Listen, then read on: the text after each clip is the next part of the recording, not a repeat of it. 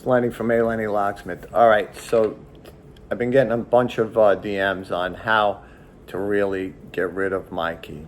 Okay, I did a video on Ford where I said that we're getting rid of the my key, and they said, oh, is it only with the new system? No. Okay, first of all, when I did the new system with the Ford, I deleted all the keys and then added them on. And you need 2 keys, okay? And it works fine. It worked fine with the new system. Now, well, what about the other machine? Okay, if you got an Autel, AutoPro, any of them, just erase all the keys and make sure you got 2, because you're going to have to add 2 of them back. Can't have 1, 2.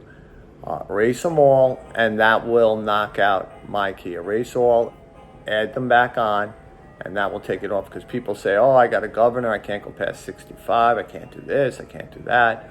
And it's driving me nuts. And they're looking and they're trying online. There's a million dumb things online saying, you can do this, you can do that. Surefire way, delete all the keys and add them back.